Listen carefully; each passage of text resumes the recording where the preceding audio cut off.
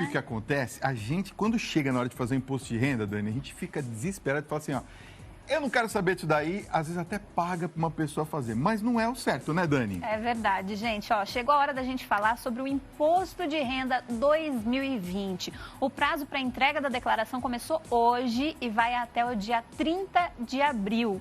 E o programa de preenchimento está disponível para ser baixado tanto em computadores como nos celulares ou nos tablets, tá? Pois é, e quem entregar a declaração primeiro tem mais chances de receber a restituição também antes. Nesse ano, o primeiro lote deve sair lá no dia 29 de maio. E quem já está aqui com a gente, trazendo as principais orientações sobre a declaração 2020, é o especialista em imposto de renda, Daniel Nogueira. Daniel, seja muito bem-vindo aqui ao nosso Mais Vida, meu xará. Prazer, bem, Daniel, seja muito bem-vindo, viu? Obrigado. Bom, vamos começar aí falando, né, quais foram as novidades para a declaração do Imposto de Renda 2020, Daniel. Dani, na verdade, para esse ano não temos tantas novidades assim, né? Basicamente duas que são mais relevantes. A primeira, vocês já comentaram, que é sobre a restituição, né? Hoje, a partir desse ano, nós iniciaremos a ter as restituições a partir de maio, né? E serão aí 5 lotes de pagamentos.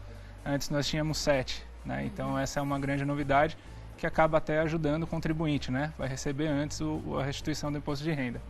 E uma outra novidade não tão boa assim refere-se às deduções com pagamentos a empregados domésticos, né? Que até o ano passado nós tínhamos essa dedução e a partir desse ano ela deixa de existir. A gente percebe que atualmente a gente tem inúmeras pessoas que estão trabalhando por conta, que às vezes têm um trabalho mais informal. Então vamos esclarecer para quem está nos acompanhando quem tem que declarar o imposto de renda. Isso é algo que não mudou, né, do ano passado para cá. A Receita ela tem algumas premissas que definem quem tem que declarar e enviar a declaração de imposto de renda e quem não precisa, né? As principais hoje são os rendimentos tributáveis, ou seja, salários, né? Efetivamente, quem recebe salários a partir de R$ 28.559 já é obrigado a enviar a declaração de imposto de renda. Além disso, quem recebe rendimentos isentos, não tributáveis, que aí são lucros, dividendos, algumas outras rendas, né? No valor de 40 mil ou mais também é obrigado. E quem tem aí bens, patrimônios acima de 300 mil reais. Então, todos esses contribuintes, eles já são obrigados a enviar a declaração de imposto de renda. Daniel, e quem está isento da declaração de imposto de renda? Hoje não existe mais a declaração de isento como nós tínhamos há alguns anos, né? Então, quem não se encaixa nessas premissas da Receita Federal hoje já fica desobrigado em enviar a declaração de imposto de renda. Então, antes nós tínhamos lá a declaração de isento, né, há alguns anos, e hoje ela já não existe mais. Então, se o contribuinte, ele se encaixa em uma dessas premissas, ele já é obrigado a enviar, senão ele está desobrigado. Quer dizer, então, só para a gente entender, quem não se encaixa, não é obrigado, não precisa fazer nada, é não isso? precisa fazer nada. Não. Nem acessar o site da Receita, mais nada? Não, ele está desobrigado a enviar qualquer tipo de declaração para a Receita Federal. Ok. E quais são as formas de pagamento do imposto de renda? Que isso também é uma dúvida muito recorrente, né? O próprio sistema da Receita Federal, ele faz esse cálculo, né? Do imposto que o contribuinte vai ter. Né? O programa mesmo, ele faz já essa conta para o contribuinte. E aí, ao final da declaração, quando o contribuinte vai enviar a sua declaração, caso ele tenha, né, imposto a ser pago, o próprio programa vai emitir um documento, né, uma DARF, para que ele faça esse pagamento. Ele pode fazer à vista ou pode parcelar, dependendo do valor que ele vai ter do imposto. Agora, para quem nunca fez a declaração, né? Vai lá a primeira vez, às vezes pedir ajuda para alguém, essa pessoa não pode ajudar mais, ou está faltando aquela graninha para pedir ajuda para o contador. Vou fazer a primeira vez ali sozinho. Quais são as dicas importantes para o pessoal não errar na hora de fazer a declaração? A declaração hoje em dia, ela é muito mais amigável, né? Ela é muito mais simples do que o contribuinte imagina. Então a Receita Federal, o próprio programa da Receita Federal, ele tem todo um manual de preenchimento, então cada ficha possui uma explicação do que deve ser incluído, quais informações devem ser incluídas em cada uma dessas fichas, né? A Receita Federal anualmente também libera um manual de preenchimento da declaração que fica disponível no próprio site da Receita Federal. Então hoje isso é muito mais simples do que era há alguns anos, né? Mas de qualquer forma, caso a pessoa, o contribuinte, ele não se sinta confortável, né, em elaborar a própria declaração, é sempre importante que ele procure um amigo, um contador de confiança que possa ajudá-lo e evitar a malha fina sem necessidade. Vou explicar um pouquinho também, porque ele está bem intuitivo agora o programa ultimamente. Ele é muito intuitivo, é muito simples, né, de você entender o que incluir em cada ficha, tendo ali essa ajuda do próprio sistema da Receita Federal. Agora, Daniel, quais que são as despesas que eu posso utilizar para abatimento e quais são os limites para essa dedução? Nós tínhamos, como eu falei até o ano passado, parte dos pagamentos que eram realizados por patrões a empregados domésticos, né, e que esse ano deixa de existir. Mas nós ainda temos outros, por exemplo, dependentes, né? Então, cada dependente que é declarado na sua declaração de imposto de renda te permite uma dedução de R$ 2.275. Além disso, despesas com educação, que aí já permite um abatimento um pouco maior de R$ 3.561, e despesas médicas, principalmente, que é a maior dedução utilizada pelos contribuintes, até porque não tem limite, né? Então, se eu gastei muito com despesas médicas durante o ano, eu posso usar toda essa despesa para... Planos de saúde também pode declarar isso? Mesmo plano de saúde também pode, qualquer despesa médica, né? Hospitais, laboratórios, qualquer despesa médica nós podemos utilizar para abatimento no imposto de renda.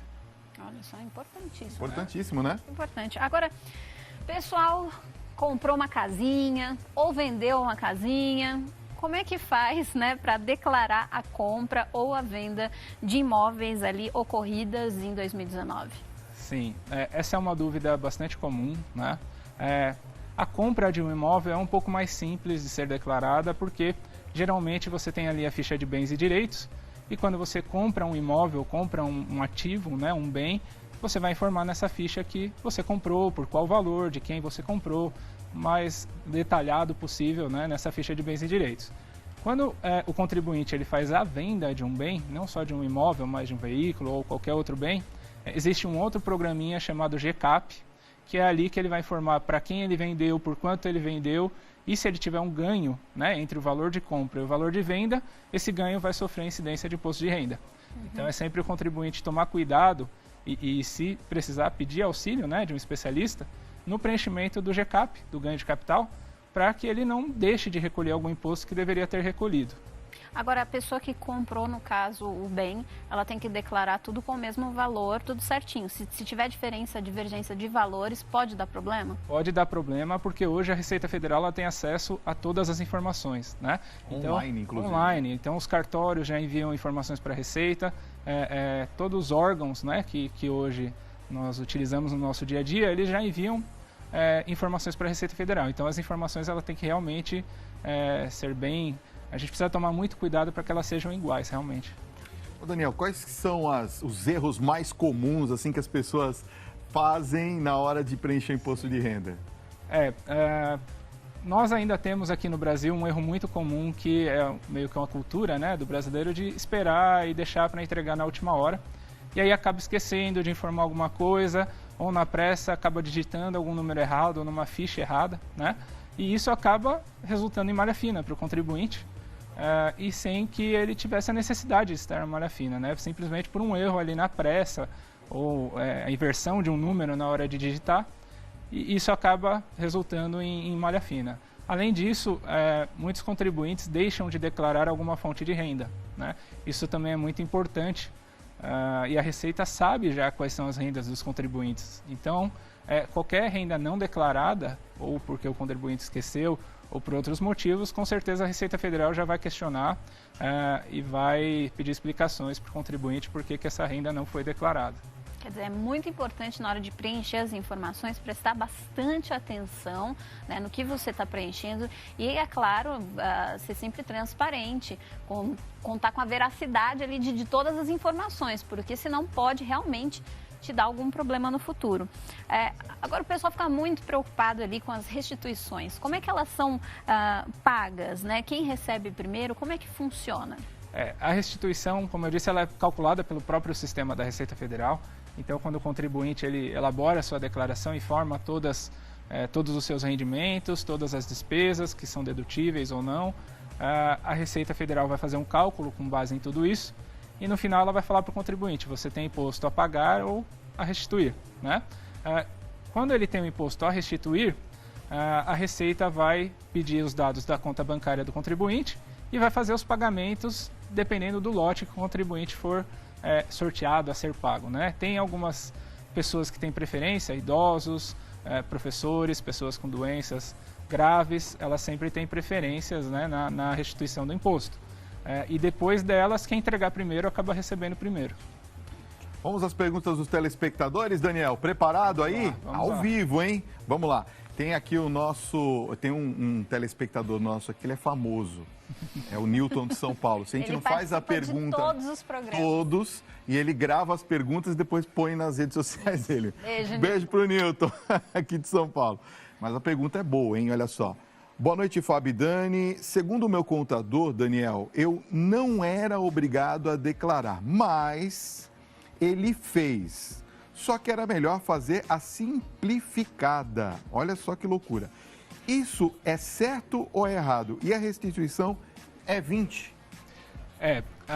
A Receita ela não proíbe ninguém de entregar a declaração, né? Então, mesmo que o contribuinte ele não seja obrigado a enviar a declaração, ele pode, caso ele queira restituir algum valor que foi mesmo que, no caso, ele fez a completa, é isso que ele está querendo dizer. Exato. Né? E aí o contribuinte ele tem duas opções, a completa e a simplificada, né? A única diferença é que a simplificada ela vai fornecer ao contribuinte uma dedução de 20% direto, sem que ele precise declarar quaisquer despesas dedutíveis, né?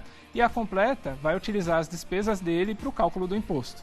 Então, compensa para o contribuinte, o próprio sistema da Receita hoje lá no final faz esse comparativo do que é melhor para o contribuinte. Se ele tiver muitas despesas dedutíveis, ele pode utilizar a declaração completa.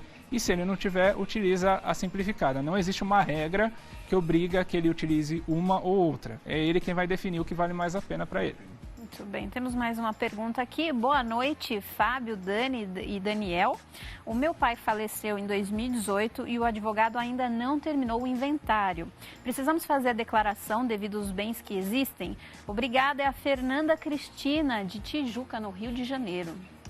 Sim, essa também é uma dúvida bem recorrente. Bem recorrente, né? É verdade.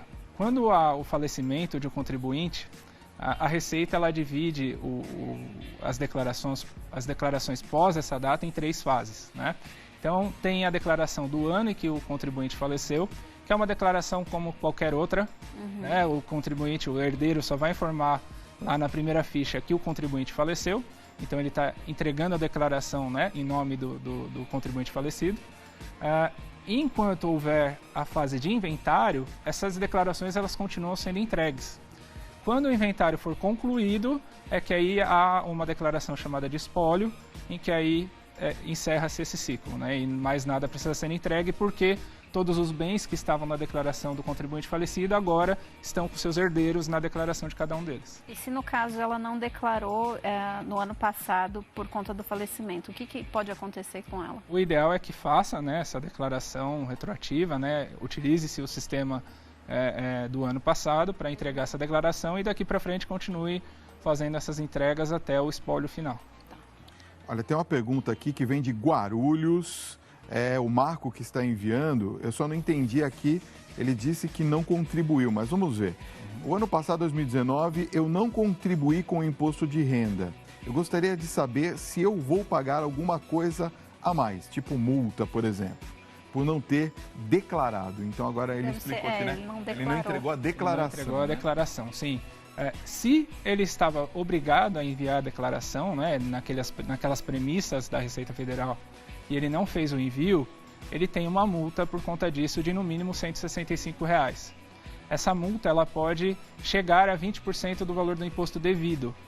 Caramba. Então ele tem que realmente avaliar. 165 mais 20% do imposto? Não, 165 é o mínimo. Né? Ok, certo. E esses 165 podem evoluir até 20% do imposto devido, caso o contribuinte tenha imposto devido. Se ele não tiver, ela já vai pagar R$ 165 só pelo atraso, né? Então é importante que ele faça essa avaliação e faça a entrega caso esteja realmente obrigado a entregar. Se não tiver obrigado, não tem Aí multa. não vai ter multa, não vai ter nada. Bom, temos o Marco agora. Tivemos o Marcos e temos o Marco agora mandando a pergunta. Ele é de Jundiaí e falou assim que nunca fez a declaração. Como eu faço para regularizar e começar a declarar? Mais vida, nota 10. Fábio e Dani, parabéns. Obrigada, Marco. Obrigado. Beijo. Antes de mais nada, ele tem que avaliar se realmente ele é obrigado a enviar ou não, né? Se ele está naquela... se ele se encaixa naquelas premissas que nós falamos. R$28.559 no mínimo de renda tributável para que ele seja obrigado. É obrigado. É obrigado. Então, se ele é obrigado, né, vamos supor que ele seja realmente obrigado, o ideal é que ele faça a entrega dos últimos 5 anos, pelo menos, né, e que daqui para frente ele continue fazendo a entrega, se ele considerando que ele seja obrigado. Se ele não era obrigado antes e passou a ser agora, ele passa a entregar a partir de agora. E esquece os anos anteriores, porque ele realmente não estava dentro das premissas da Receita Federal. Marcílio Guedes, da Cidade do Paulista, é isso? Cidade do Paulista? Bom, enfim, ele pergunta o seguinte: eu queria saber onde é que é a Cidade do Paulista. Será que eu posso entrar na Cidade do Paulista? Eu sou paulista, né? Vamos lá. Como nós fazemos para declarar indenizações, Daniel, ou dinheiro ganho na justiça? Estou assistindo o programa em Pernambuco, é isso? Onde Pronto, fica a descobri. Cidade do Paulista. Cidade do Paulista em Pernambuco, hein? Eu vou visitar. Quero ver se é mesmo do Paulista. Se tem pizza, se fala meu. E aí, Daniel? Quando nós falamos em indenizações, é sempre importante que o contribuinte tenha o máximo de documentos possíveis que permitam que ele faça a declaração da forma correta. Por quê? Porque cada parte dessa indenização pode estar em fichas diferentes na declaração de imposto de renda. Parte pode ser tributável, parte pode não ser tributável. E essa parte que é tributável é muito importante que ele declare da forma correta e faça o recolhimento, né, dos impostos incidentes sobre essa parte tributável. Mas é sempre muito importante que ele tenha todos os documentos em mãos e que ele tenha, nesse caso, talvez a ajuda de um especialista, porque é um pouco mais complexo, né? Envolve ali algumas fichas da declaração de imposto de renda e ele pode ali cometer algum erro e ser questionado pela Receita Federal sem a necessidade, caso ele tivesse consultado um especialista, né, ou até dado uma pesquisada mais a fundo nesse assunto lá na Receita, no sistema da Receita, ele teria declarado isso nas fichas corretas. Mas em resumo é isso, ele vai ter parte dessa indenização, dependendo do que ele está recebendo, em cada uma das fichas da declaração de imposto de renda. Pode ser parte tributável e parte não tributável. Muito bem, tá? E nós tiramos algumas dúvidas, né? A gente sabe que tem um mundo, uma infinidade de dúvidas, recebemos muitas perguntas, muitas mensagens no nosso WhatsApp. Mas, infelizmente, o nosso tempo com o Daniel acabou. A gente gostaria de agradecer a sua presença aqui no programa, Daniel. Eu que agradeço, obrigado pelo convite. E quem quiser entrar em contato, né, vamos colocar o contato na telinha, ó, o site www.crow.com.br e no Facebook você pode curtir a página da Crow. Certo, Fabinho? Certo, Dani. E no próximo bloco a gente vai curtir música aqui no Mais Vida.